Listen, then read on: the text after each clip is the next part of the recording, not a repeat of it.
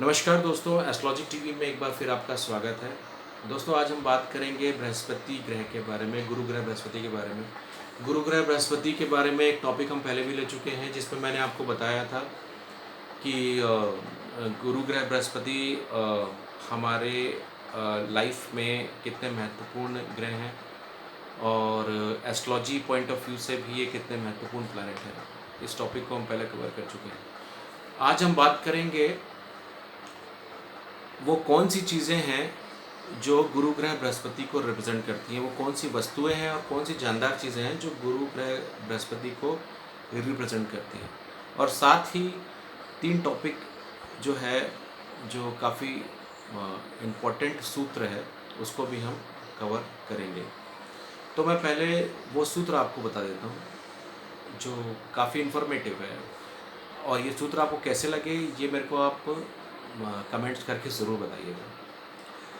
देखिए, जैसा कि हम सब जानते हैं कि जो लोग एस्ट्रो चैनल्स देखते हैं उनको तो ये इन्फॉर्मेशन ज़रूर होगी कि बृहस्पति जिस किसी भी घर को देखते हैं कुंडली में, वहाँ के कारकत्व को एक्सपांड कर देते हैं, उसको बढ़ा देते हैं।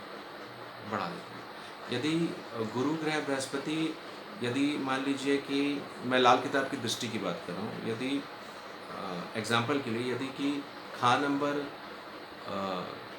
2 से यदि बृहस्पति खान नंबर 6 में देख रहे हैं और खान नंबर 6 में शनि बैठे हुए हैं, खान नंबर 2 से खान नंबर 6 में यदि गुरु देख रहे हैं तो खान नंबर 6 का शनि खराब है, तो गुरु उस शनि को देख के उस घर से संबंधित जो कारकत्व है, जैसे कि रोग, ऋण, शत्रु या शनि वहाँ पे खराब है, तो उसको खराब रूप से बढ़ा देंगे, क्योंकि गुरु का काम है बढ़ा देना, एक्सपांड कर देना।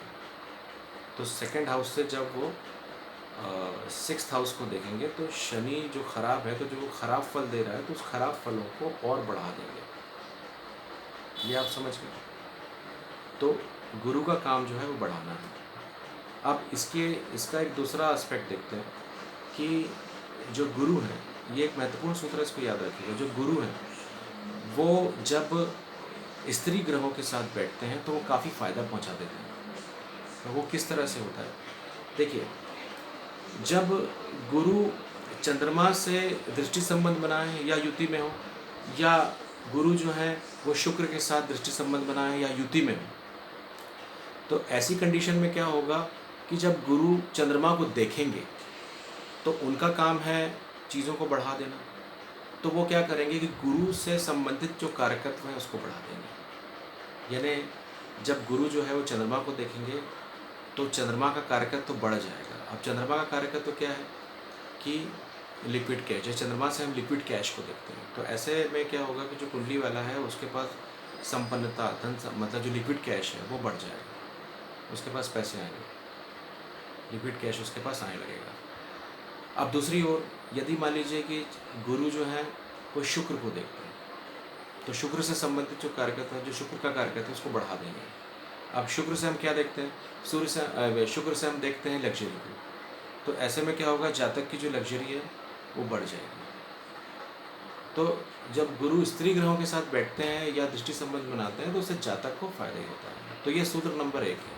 उम्मीद ये तो आपको अच्छा लगा होगा। अब मैं दूसरा सूत्र मैं आपको बता दूँ कि जो बृहस्पति है वो है सोना। सोने से हम बृहस्पति को देखते हैं, और जो पारा है वो है बुध। जो पारा है वो बुध को रिप्रेजेंट करता है, और सोना और पारा दोनों एंटी है। यदि सोने को पारे पे गिराया जाए या पारे को सोने पे गिराया जाए, तो दोनों ही स्थितियों में सोना ही खराब होगा। तो ठीक इसी तरीके से यदि गुरु बुध को देखें या बुध गुरु को देखें, दोनों ही स्थिति में गुरु खराब हो जाएगा। इसीलिए गुरु और जो बुध हैं वो नैसर्गिक शत्रु हैं। यदि बुध गुरु को देख लेता है तो गुरु यानी आपकी जो किस्मत है वो पीड़ित हो जाती है, वो खराब हो जाती है। और जब ऐसी स्थिति कुंडली में बनती है तो जो गुरु है वो पीड़ित होने के बाद एक खाली बुध बन जाता है। खाली बुद्ध, उसमें कुछ नहीं रहता, फिर वो सिर्फ एक खाली बुद्ध बन जाता है। ये मैं लाल किताब का सूत्र बता रहा हूँ ना आपको। जब बुद्ध गुरु को देखे या गुरु बुद्ध को देखे, तो ऐसी स्थिति में जो गुरु है वो कुछ नहीं रह जाता, वो एक खाली बुद्ध बन जाता है।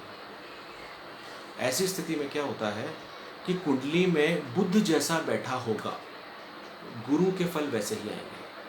अगर मान लीजिए कि गुरु अच्छा बैठा है, मान लीजिए गुरु अच्छे घरों में बैठा है, और गुरु या अगर बुद्ध अच्छे घरों में बैठा है या बुद्ध जो है वो उच्च है, अच्छे फल दे रहा है, तो गुरु के फल भी वैसे ही हो जाएंगे। लेकिन यदि मान लीजिए कि बुद्ध खराब बैठा है, बुद्ध मान लीजिए कि खान नंबर 3 में बैठा है, खान नंबर 8 में बैठा है, खान नंबर 12 में बैठा है, यहाँ खराब होता है बुद्ध, तो ऐसी स्थिति में गुरु के रिजल्ट्स भी खराब हो जाएंगे, क्योंकि यहाँ पे जो गुरु है वो एक खाली बुद्ध बन चुका है। ये एक बहुत महत्वपूर्ण सूत्र है याद रखने के लिए। इसके अलावा जब सोने को पारा पकड़ लेता है, जब सोने को पारा पकड़ लेता है, यानी कि गुरु को जब बुद्ध पकड़ लेता है, तो रेमेडी के तौर पे गुरु को रेमेडी के जब सोने को पारा पकड़ लेता है, तो रेमेडी के लिए गर्मी चाहिए होती है, यानी इनको गर्म करना पड़ता है। जब हम गर्म करते हैं इनको, तो सोने से पारा अलग होता है। तो इसको हम एस्ट्रोलॉजी में इस तरह से लेते हैं कि जब गुरु को बुद्ध पकड़ लेता है, तो ऐसी स्थिति में गुरु को हम गर्मी देते हैं। अब गर्मी कहाँ से मिलती है? जो गर्म प्लैनेट्स हैं वो या तो मंगल है या तो सूर्य है। तो जनरली हम सूर्य की मदद देते हैं। जब हम रेमेडी करते हैं, तो ऐसी स्थिति में जब इस तरह की युति बन जाती है, दृष्टि संबंध बन जाता है गुरु और बुद्ध का, तब हम गुरु को सूर्य की मदद या मंगल की देते हैं। ज़्यादातर हम सूर्य की मदद देते हैं, क्योंकि जो सूर्य है वो बुद्ध को संभाल सकता है, उसको वो मेंट कर सकता है। तो यानी कि जब सोने को पारा पकड़ता है तो गर्मी देनी पड़ती है। तो ठीक इसी तरीके से जब बुद्ध गुरु से चिपक जाता है, तो ऐसी स्थिति में हम गुरु को जो मदद देते हैं वो मंगल की और सूर्य की देते हैं। तो ये मैंने आपको जो सूत्र है वो मैंने आपको बताया। इसके अलावा अब मैं आपको ये बता देता हूँ कि ऐसी वो कौन कौन सी वस्तुएं हैं या वो कौन कौन सी जानदार चीज़ें हैं जो बृहस्पति को रिप्रेजेंट करती है।